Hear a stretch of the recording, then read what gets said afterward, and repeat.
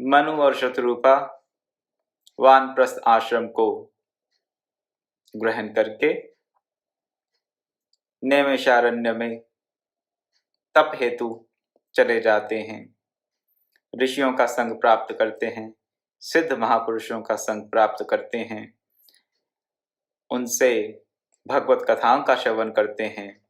कथा श्रवण के साथ साथ वो ओम नमो भगवते वासुदेवाय इस द्वादशाक्षर मंत्र का भी जप करते हैं। कठिन तप करते हैं, घोर तप करते हैं, सहस्रों वर्षों तक तप करते हैं। तत्पश्चात उनको भगवान की कृपा क्या, तुलसीदास जी ने लिखा, कृपा अमृत प्राप्त होता है। कृपा रूपी अमृत को प्राप्त कर लेते हैं। लेकिन कब प्राप्त करते हैं भगवत कृपा को? कब प्राप्त करते हैं भगवान की कृपा रूपी अमृत को? तब तक प्राप्त नहीं कर पाते जब तक उनमें अनन्यता का भाव आ नहीं जाता। अनन्यता के भाव के इतर कोई और भाव रहे अगर मन में, तो भगवत कृपा रूपी अमृत हम प्राप्त पूर्ण रूप से नहीं कर सकते।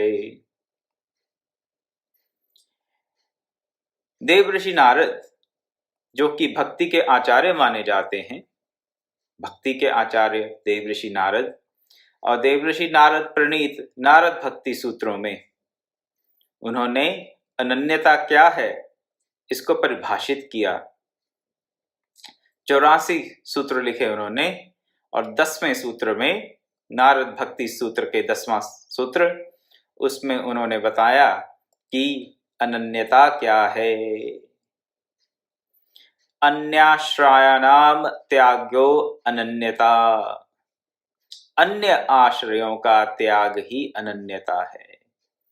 अन्य कौन कौन से आश्रय हैं? कल इस पर थोड़ी सी चर्चा की थी। अन्य आश्रय कौन कौन से हैं? घर परिवार, कुटुंब, अपना धन संपत्ति, मान प्रतिष्ठा, सोशल स्टेटस कह देते हैं जिसे, अपनी विद्या, अपनी कलाएं, अपने सद्गुण, इनका आश्रय रहता है। और अगर भगवत कृपा से भक्ति के मार्ग पर निकल भी पड़े और इन सब आश्रयों का धीरे धीरे परित्याग करते भी रहें, तो फिर किसका आश्रय लेने लगते हैं? अपने जप का, अपने तप का, अपने व्रत का, अपने स्वाध्याय का, अपने भांति भांति के पाठों का, अपने यज्ञ का, अपने दान का, ये सब आश्रय हम ले लेते हैं। आश्रय ले लेते हैं। हाँ, हमें ये लगता है कि ये सब करते हुए क्या होगा, हम अपने जीवन के परम लक्ष्य को प्राप्त कर लेंगे। इन बातों का मैं विरोध नहीं कर रहा कि जब तप नहीं करना चाहिए। आई हेस्टन टू ऐड, मैं जल्दी से जल्दी साथ ही में ये कहना चाहता हूँ, हमेशा ही जब ये बात कहता हूँ कि जप, तप, व्रत, दान, वेदाध्ययन और किसी प्रकार का स्वाध्याय, जन कल्याण की भावना से किया हुआ कर्म, ये सब करणीय ही हैं। इनका कभी भी त्याग नहीं करना चाहिए। भगवान कृष्ण ने भी कहा गीता के 18वें अध्याय में कि ये तो मनुष्यों को भी पावन करने वाले कर्म हैं, इनका कभी भी परित्याग नहीं करना चाहिए। परंतु अगर हम ये सोचें कि ये सब करके हम भगवत प्राप्ति कर लेंगे, तो हम महान भूल कर रहे हैं, महान भूल कर रहे हैं। अगर हम दृढ़ता से अपने जप का नियम करते हैं, जो भी साधन करते हैं वो कर रहे हैं नियम से, क्या उससे भगवत प्राप्ति हो जाएगी? नहीं। जब तक अपने साधन का भी आश्रय रहेगा, जब तक अपने साधन का आश्रय रहेगा, तब तक अनन्यता नहीं आई। एक बार फिर से इस बात का निवेदन कर देता हूं, जब तक अपने साधन का भी आश्रय रहेगा, अपने पुण्य कर्मों का, शुभ कर्मों का, सत्कर्मों का भी हमें आश्रय रहेगा, तब तक हम में अनन्यता नहीं आई। और जब तक अनन्यता नहीं आई तब तक भगवत प्राप्ति होगी नहीं। कई बार लोग ये प्रश्न कर देते हैं कि भगवान क्या इतने क्रूर हैं? मनु शतरूपा जी का यहाँ पे उदाहरण ले लें, और हमारे सदग्रंथों में, सदशास्त्रों में ऐसे कई प्रकार की हमें वृत्तांत मिलते हैं कि फला फला योगी ने, फला फला राजऋषि ने हजारों वर्ष तक तप किया, बहुत हजारों वर्ष तक तप किया, घोर तप किया, अस्थि मात्र रह गए। मनुष्य रूपा यहाँ पर वायु के आधार पर रहे, फिर वायु भी छोड़ दी। तो क्या भगवान इतने क्रूर हैं कि अपने भक्तों की इतनी दुर्दशा होने देते हैं तप के नाम पर? विचार करने की बात है। अगर वो भगवान करुणा के सागर हैं, परम दयालु हैं, आनंद कंद हैं, आनंद के दाता हैं, तो वो अपने भक्तों को हजारों वर्ष तक ऐसे तपते हुए क्यों देखते रहते हैं? कि पहले ही प्रकट हो जाएं। दर्शन देने ही है जब उन्हें, और जब वो सर्वज्ञ हैं, सर्वविद हैं, और भंडार हैं किसके? करुणा के। करुणायतन कहा गया भगवान श्री राम को, उन परात्पर राम को करुणात आयतन कहा गया, करुणा के घर हैं वो। अरे कैसे प्रभु हैं जो करुणा के घर कहे जाते हैं, और भक्त उनके दर्शन के लिए क्या करते हैं? हजारों वर्ष तक ऐसे कठोर तप करते हैं, अस्थि मात्र उनका शरीर रह जाता है। भाई ये कहाँ की दयालुता हुई? ये कहाँ की भक्त वत्सलता हुई? दर्शन देने ही हैं और पता है कि आपके भक्त हैं, तो जल्दी से दर्शन दे दीजिए। चलिए 2 4 6 महीने, साल 2 साल, 5 10 साल, हजारों वर्ष तक तप किया, और फिर कहते हैं ऐसे भगवान परम दयालु हैं। ये परम दयालुता का कौन सा उदाहरण हुआ?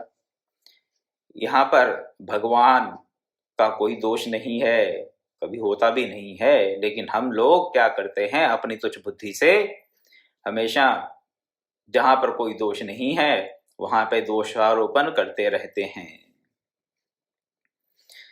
कैसे? जैसे कहते हैं लोग कि बादलों ने सूर्य को ढक लिया। तुलसीदास जी ने ये उदाहरण दिया है, बादलों ने सूर्य को ढक लिया। ये तो हमारी अपनी दृष्टि की सीमा की बात है कि हमें लगता है कि बादलों ने सूर्य को ढक लिया। सूर्य को क्या कोई बादल ढक सकता है? उसी प्रकार हमें लगता है कि भगवान इतने क्रूर हैं, निर्दयी हैं, इतना हाहाकार हो रहा है जगत में, लेकिन वो भगवान किसी की सुनता नहीं है। कई बार कह देते हैं लोग, भगवान तू ये क्या कर रहा है? तू देखता नहीं संसार में क्या हो रहा है? हे प्रभु दया नहीं है, इतने निर्दयी हैं विधाता। मनु शतरूपा अस्थि मात्र रह गए, सूख कर कांटा हो गए जिसे कह देते हैं हम। फिर भगवान ने दर्शन दिए। क्यों हुआ ऐसा? जब तक मनु और शतरूपा में अनन्यता का भाव नहीं आया, भगवान ने अपनी गंभीर वाणी को उनके सामने प्रस्तुत नहीं किया। अनन्यता का भाव। जब तक अन्य आश्रयों का हम त्याग नहीं कर देते तब तक अनन्यता नहीं आती। नारद भक्ति सूत्र के 10वें सूत्र का यही अर्थ है, अन्य आश्रयाणाम त्याग्यो अन्यन्यता। और मनु और शतरूपा को अन्य आश्रयों का त्याग करते करते सूख कर कांटा होना पड़ा। इसमें साधन में जो हमें श्रम करना पड़ता है वो भगवान नहीं चाहते कि हम इतना श्रम करें। साधन में जो हमें कष्टप्रद लगती हैं चीजें, ये इसमें भगवान का कोई दखल नहीं है। भगवान को इससे कुछ लेना देना नहीं है। नहीं लेना देना नहीं है तो करते तो हम सब प्रभु प्राप्ति के लिए, भगवत प्राप्ति के लिए कर रहे हैं। उनके चरणों में हमारी अनुरक्ति हो, उनके चरणों में स्थान मिले, इसलिए साधन करते हैं।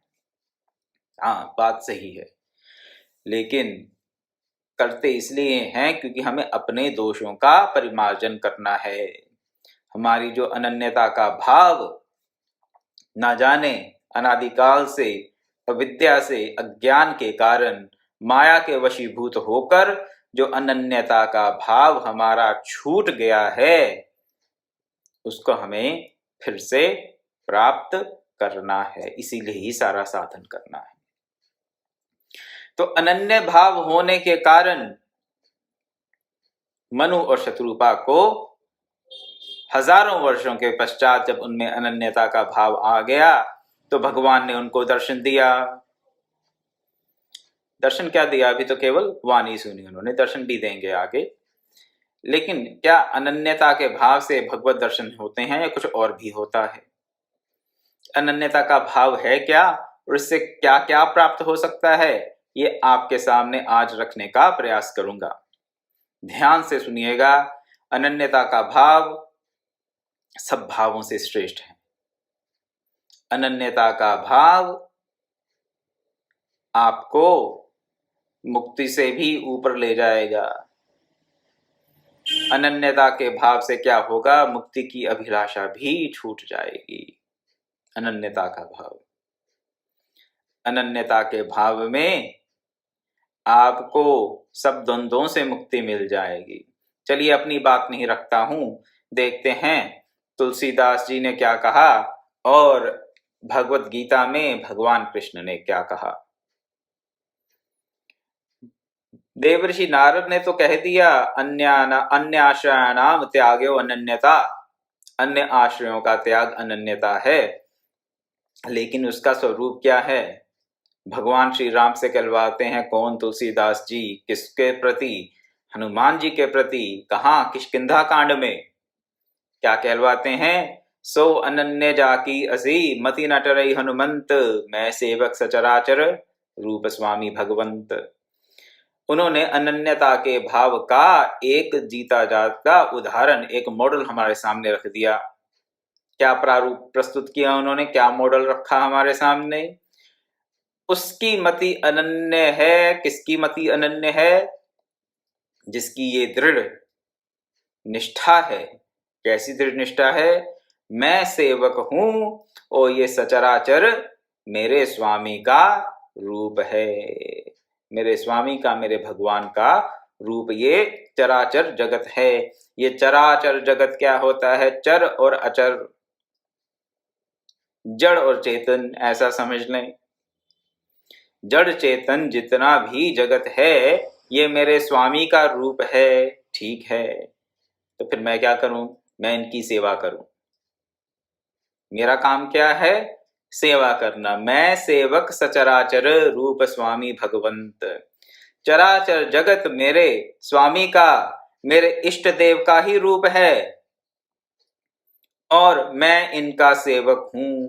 जिसकी ऐसी मति बन गई है, जिसकी ऐसी दृढ़ निष्ठा है, उसकी अनन्यता सिद्ध है, उसे अनन्यता प्राप्त है।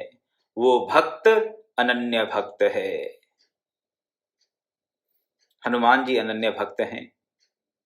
हनुमान जी की यही निष्ठा है कि ये चराचर जगत मेरे स्वामी का रूप है और मैं इसका सेवक हूं। सेवा का उत्तम भाव, कर्म योग का उत्तम भाव, भक्ति योग का उत्तम भाव और ज्ञान योग का भी उत्तम भाव अनन्यता ही है। भांति भांति के योग करते हैं, किसी भी योग का आश्रय लें, कुछ गलत नहीं है। किसी भी प्रकार के ध्यान योग का, ज्ञान योग का, राज योग का, क्रिया योग का, अष्टांग योग का, किसी भी प्रकार का जो वेद प्रतिपादित योग मार्ग है, अगर उसका आश्रय लेते हैं, ज्ञान मार्ग का आश्रय लेते हैं, भक्ति मार्ग का आश्रय लेते हैं, अंततः कहां पर आना पड़ेगा? आना ही पड़ेगा। कहां? अनन्यता पर। अनन्यता पर आने के बाद ही बात बनेगी। भगवत प्राप्ति अनन्यता के भाव के बाद ही होगी, उससे पहले हो नहीं सकती, नहीं हो सकती। तो अनन्यता का भाव कैसा हो सकता है, उसका श्रेष्ठतम उदाहरण कहलवा रहे हैं तुलसीदास जी प्रभु श्री राम के मुख से हनुमान जी के प्रति। अब हनुमान जी तो आगे ही अनन्य हैं, वो तो केवल हम जैसे तुच्छ भक्तों के लिए ही ये कहलवा रहे हैं, हमसे हमारे लाभ के लिए और कुछ नहीं। अब अनन्य भक्ति के लिए क्या कहा भगवान श्री कृष्ण ने श्रीमद् भगवत गीता में? अनन्यता से मनुष्य रूपा ने भगवान की गंभीर वाणी कृपामृत प्राप्त कर लिया। कृपामृत, भगवान की कृपा प्राप्त हो गई, भगवान का कृपा रूपी अमृत प्राप्त हो गया अनन्यता से। और मेरी दृष्टि से तो ये इससे ऊपर प्राप्ति कुछ हो नहीं सकती। परम लाभ तो यही है कि भगवान की कृपा रूपी अमृत प्राप्त हो जाए। भगवत कृपा कह लीजिए, गुरु कृपा कह लीजिए, मेरी दृष्टि में कोई अंतर नहीं। भगवत कृपा, गुरु कृपा रूपी अमृत प्राप्त हो गया तो सब प्राप्त हो गया, सब प्राप्त ही है।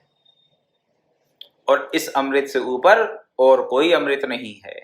स्वर्ग लोक का अमृत, सागर मंथन से निकला हुआ अमृत तुच्छ है इसके आगे।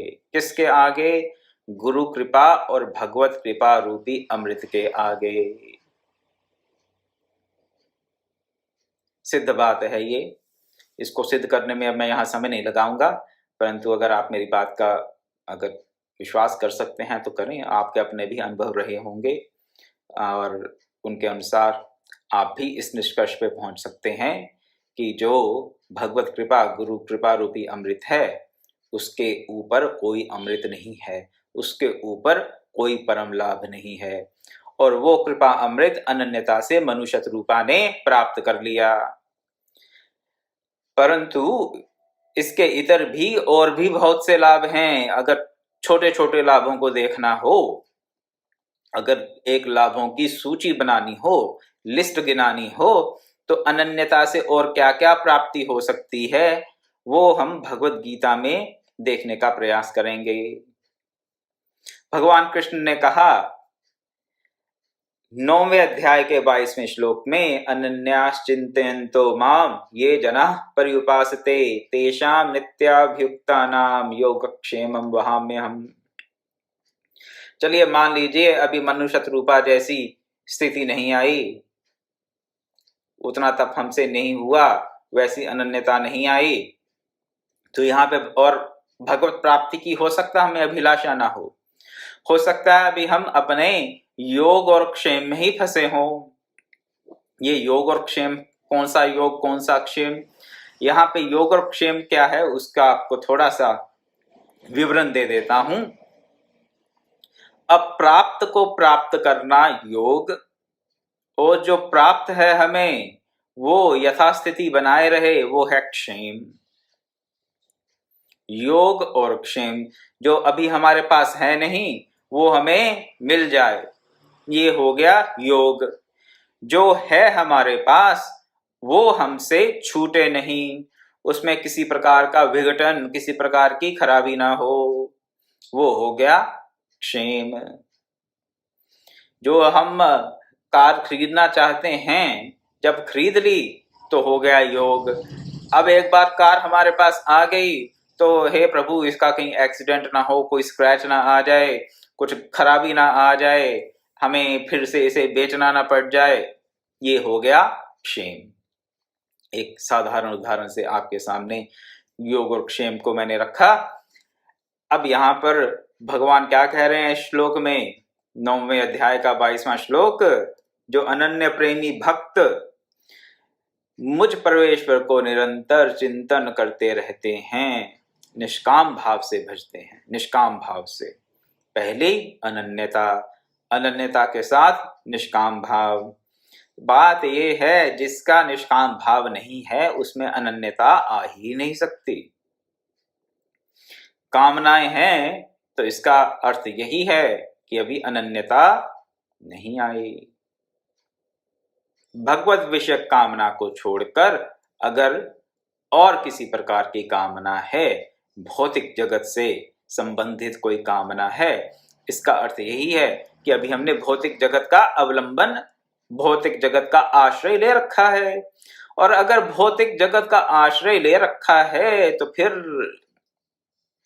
अन्य आश्रय त्यागो इति अनन्यता की बात नहीं आई। अभी अन्य आश्रयों का हमने त्याग, भौतिक आश्रयों का त्याग हमने नहीं किया। लेकिन निष्काम भाव हो, यहाँ पे प्रभु यही कह रहे हैं, निष्काम भाव हो और अनन्य भाव से जो भक्त मेरा निरंतर चिंतन करते रहते हैं, निरंतर, सतत, निरंतर, ये बात बार बार भगवान कहते हैं भगवत गीता में, निरंतर। ये नहीं सुबह शाम, ये नहीं 10 मिनट सुबह, 15 मिनट दोपहर को, आधा घंटा शाम को, नहीं, निरंतर। अनन्य प्रेमी भक्त मुझ परमेश्वर को निरंतर चिंतन करते रहते हैं और निष्काम भाव से मुझे भजते हैं। उस नित्य निरंतर चिंतन करने वाले भक्त का योग और क्षेम मैं वाहन करता हूं। योग और क्षेम को मैं वाहन करता हूं, मैं वहन कर लेता हूं, भगवान कह रहे हैं। तो अगर आप अपने जीवनचर्या पर थोड़ा सा ध्यान दें, दृष्टि दें, सारा जीवन दिन रात इस चक्कर में निकल जाता है हमारा, योग और क्षेम। आप अपने जीवन की जितनी भी चिंताएं, परेशानियां, टेंशन्स, एंजाइटीज, भांति भांति की कामनाएं, अभिलाषाएं, इच्छाएं, लालसाएं, वासनाएं, ये इन 2 भागों में आप विभाजित कर सकते हैं। यहाँ तो वो योग से संबंधित है। यहाँ पे योग क्या है, ये क्रिया योग, भक्ति योग, ज्ञान योग की बात नहीं कर रहा हूं। यहाँ पे योग है, यहाँ पर क्या, जो अप्राप्त है उसे प्राप्त करना। एक तो ये विभाग हो गया, और दूसरी कैटेगरी, दूसरा विभाग हुआ जो प्राप्त है वो अपनी यथास्थिति बनाए रखे, उसमें व्यवस्था बनी रहे, उसमें से हमसे कुछ छूट ना जाए, अलग ना हो जाए। भगवान ये दोनों का वहन करने को तैयार हैं। तैयार क्या हैं? खुशी से करते हैं, प्रफुल्लित मन से करते हैं। किनके लिए? जो उनका निरंतर निरंतर अनन्य भाव से चिंतन करते हुए उनको निष्काम भाव से भजते हैं। तो ये भी अनन्यता का परिणाम है। चलिए मान लीजिए आपको भी भगवत प्राप्ति की टेंशन नहीं है। अगर आप ये भी सोचते हैं कि हम तो भगवत प्राप्ति कर ही नहीं सकते, मेरा ऐसा मत नहीं है। जिसको भी मानव जीवन मिला है वो भगवत प्राप्ति कर सकता है। Whosoever got the human body can attain the highest goal of this human life. There is no doubt about that. इसमें कोई किंतु परंतु नहीं है। जिसको मानव जीवन मिला है वो भगवत प्राप्ति कर सकता है। इसमें कोई और विकल्प नहीं है, कोई सेमी क्लॉज नहीं है, कोई किंतु परंतु नहीं है इसमें। लेकिन मान लीजिए आप अपने जीवन का अगर लक्ष्य भगवत प्राप्ति नहीं मानते, या सोचते हैं हमसे नहीं होगी, या सोचते हैं हमसे कोसों दूर है, या अभी उसका टाइम नहीं आया है, तो आपके वर्तमान के जीवन की सब प्रकार की चिंताएं, कष्ट, दुख, दरिद्रता, अभाव योग और क्षेम को लेकर ही है, और प्रभु उस योग क्षेम का वहन कर लेते हैं। एक पंक्ति में, सरल शब्दों में आपके जीवन की सब समस्याओं का हल आपके सामने प्रभु रख देंगे, अगर आप क्या करें, उनका अनन्य आश्रय ले लें, अनन्य भाव से प्रभु का आश्रय ले लें। तो अनन्य भक्ति से क्या क्या सिद्ध होता है? भगवान की कृपा रूपी अमृत मिलता है, योग और क्षेम का वहन हो जाता है। फिर आगे क्या कहते हैं? आगे 11वें अध्याय में जब अपना चतुर्भुज रूप दिखाते हैं अर्जुन को, तत्पश्चात क्या कहते हैं अर्जुन से? ना हम वेदैर्न तपसा ना दानेन न च ज्ञेय शक्य एवं विधो दृष्टुम दृष्टवान सीमाम यथा। ये जो मेरा चतुर्भुज रूप अर्जुन तूने देखा है, ये किस किस साधन से नहीं देखा जा सकता। वेदों से नहीं देखा जा सकता, तप से नहीं देखा जा सकता, दान से और ना ही यज्ञ से देखा जाता है। चतुर्भुज रूप देखने के लिए आप वेदाध्ययन को, आप तप को, दान को और यज्ञ को साधन नहीं बना सकते, नहीं बना सकते। आपको पूरे वेद कंठस्थ हों, आपने सब प्रकार के वेदों में जितने भी विहित यज्ञ हैं किए हों, जितने भी इष्ट और पूर्त कर्म हैं किए हों, आपने भांति भांति के दान किए हों, आपने कठोरतम तप किए हों, तो भी आप भगवान का चतुर्भुज रूप नहीं देख सकते। तो फिर कैसे देख सकते हैं? आगे कहते हैं 11वें अध्याय का ही 54वां श्लोक 1154, भक्त्या त्वनन्यया शक्य अहमेवं विधोर्जुन ज्ञातु द्रष्टुम च तत्वेन प्रवेष्टुम च परंतप। केवल देखने की बात नहीं कह दी, बहुत बड़ी बात कह दी उन्होंने कि चतुर्भुज रूप के दर्शन होते हैं कैसे? अनन्य भक्ति से, अनन्य भक्ति से। और केवल दर्शन मात्र नहीं होते, अनन्य भक्ति से और क्या होता है? आप तत्व से भगवान को जान लेते हैं। तत्व से जानने में, सगुण रूप से देखने में और प्राप्त करने में शक्य हूं। आप भगवान जैसे हैं आप उनको जान लेते हैं, आप उनके सगुण रूप के दर्शन भी कर लेते हैं और आप उनको प्राप्त भी कर लेते हैं। प्रवेष्टुम बोल दिया, प्रवेश कर लेते हैं, प्राप्त कर लेते हैं। तो आप भगवान को प्राप्त कर सकते हैं, भगवान को तत्वतः जान सकते हैं और भगवान के सगुण रूप के, चतुर्भुज रूप के दर्शन प्राप्त कर सकते हैं। किससे?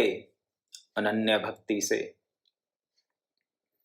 और किसी साधन से नहीं, केवल और केवल अनन्य भक्ति से। और बाकी साधन उन्होंने गिना दिए ना पिछले श्लोक में कि वेद से नहीं, तप से नहीं, ज्ञान से, दान से नहीं, यज्ञ से नहीं, इन सब चीजों से मेरा ये चतुर्भुज रूप नहीं देखा जा सकता। लेकिन अनन्य भक्ति से ये मेरा केवल रूप ही नहीं देख सकता, मेरा भक्त अनन्य भक्ति से मुझे तत्वतः जान सकता है और मुझे प्राप्त भी कर सकता है। अनन्य भक्ति। और क्या कह सकते हैं? आपके योगक्षेम का वहन हो रहा है, आप प्रभु को तत्वतः जान रहे हैं, आप प्रभु के सगुण दर्शन प्राप्त कर रहे हैं, आप प्रभु को ही प्राप्त करने में सक्षम हो जाते हैं। प्रवेष्टुम शक्यम बोल दिया वहां पर उन्होंने। तो अनन्य भक्ति से ये सब प्राप्त हो सकता है, होता है। फिर भी अगर कुछ संशय रह जाए तो भगवान ने गीता में और कई जगह अनन्य भक्ति का वर्णन किया। अब भक्ति योग अध्याय 12वें अध्याय का 6वां श्लोक, ये तो सर्वाणि कर्माणि मयि संन्यस्य मत्पराः अनन्येनैव योगेन मां ध्यायन्त उपासते तेषामहं सम्बुद्धर्ता मृत्यु संसार सागरात भवामि न चिरात् पार्थ मय्यावेशित चेतसाम्। 6वां और 7वां श्लोक 12वें अध्याय का। क्या कहते हैं भगवान यहां पर कि अनन्य योग से, अनन्य योग, अनन्य भक्ति ही अनन्य योग है। अनन्य भक्ति योग कह लीजिए, अनन्य योग कह लीजिए, अनन्य भक्ति कह लीजिए, एक ही बात है। और बात क्या है कि प्रभु से इतर और किसी भी आश्रय को हम स्वीकार ना करें, ये अनन्य भक्ति है। तुलसीदास जी ने कहा रामचरितमानस के उत्तरकांड में, क्या कहा? मोर दास कहाई नर आशा करे तो कहू कहा विश्वासा। कहते हैं दास तो मेरे कहलाते हो, लेकिन आशा किससे रहती है? और मनुष्यों से। हम जी बहुत प्रभु के भक्त हैं, लेकिन हमारी आशा किससे बंधी रहती है? और मनुष्यों से। कोई भी मनुष्य हमारे संपर्क में किसी भी संबंध से हो, कितने भी समय के लिए हो, अगर हमारी उनसे कोई आशा बंधी हुई है कि मेरे लिए कुछ ऐसा ऐसा कोई करे, किसी भी प्रकार की अपेक्षा है मनुष्यों से, तो फिर वहां पर प्रभु श्री राम कह रहे हैं यहाँ पर रामचरितमानस में कि मेरा दास कहलाते हो और करते हो बाकी नरों से आशा, बाकी मनुष्यों से आशा।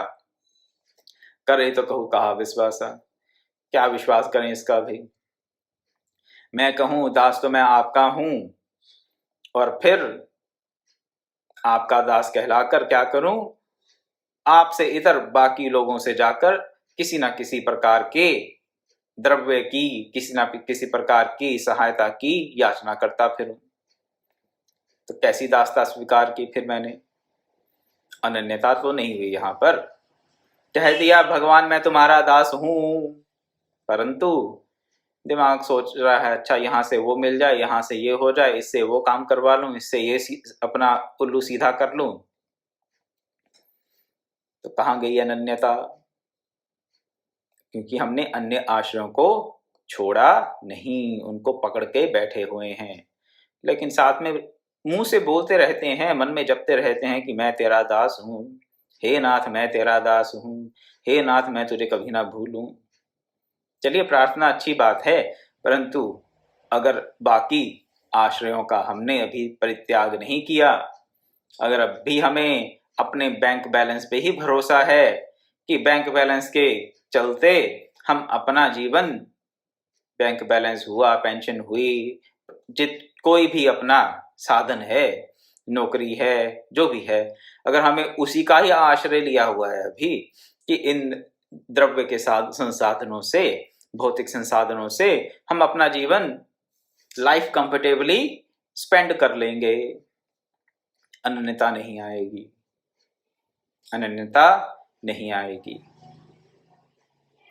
आपको स्वामी राम तीर्थ के जीवन की एक घटना बता दूं, अनन्यता से ही संबंधित है, और ऐसी ही घटनाएं और भी कई संतों के जीवन चरित्र में पढ़ने को मिलती हैं। स्वामी राम तीर्थ जी क्या एक बार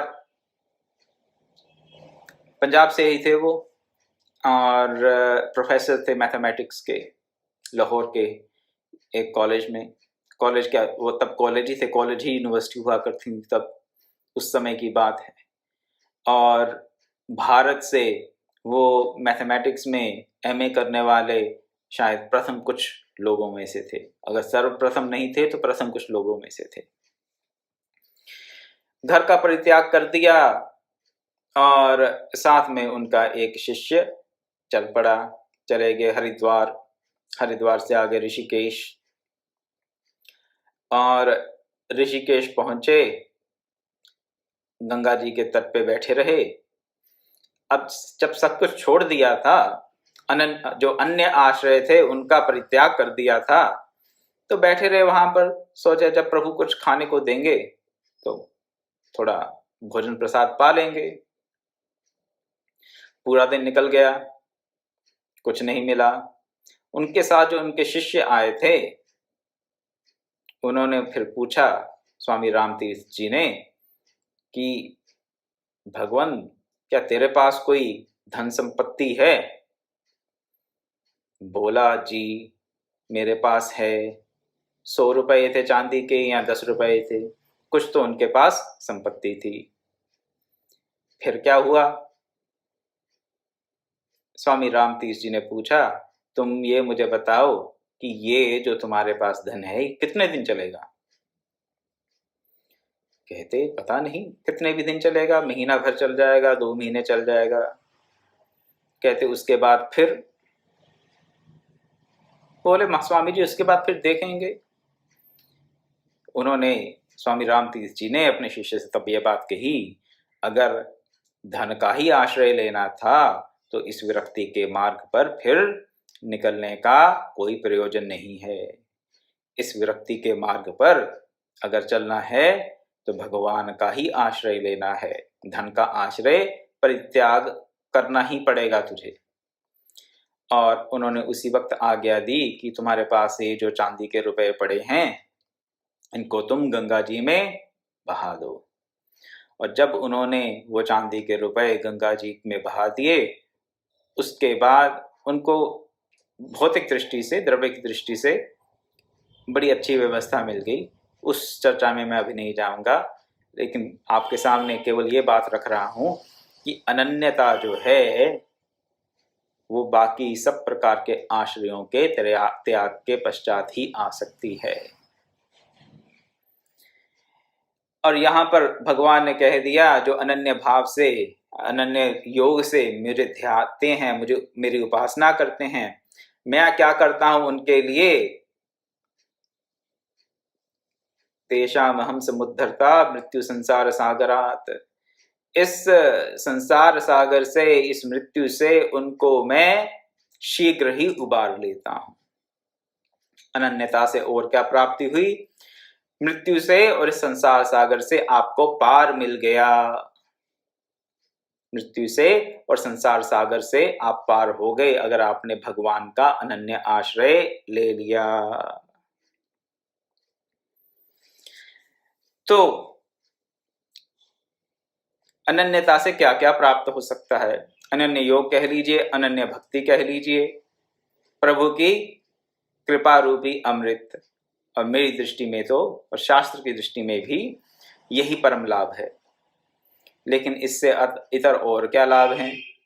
अगर आप संसार सागर से पार जाना चाहते हैं तो अनन्य भक्ति, अगर आप मृत्यु का अतिक्रमण करना चाहते हैं तो अनन्य भक्ति, अगर आप भगवान का सौम्य चतुर्भुज रूप देखना चाहते हैं तो अनन्य भक्ति, अगर आप भगवान को तत्वतः जानना चाहते हैं, जैसे हैं वैसा जानना चाहते हैं तो अनन्य भक्ति, अगर आप भगवान को प्राप्त करना चाहते हैं तो भी अनन्य भक्ति,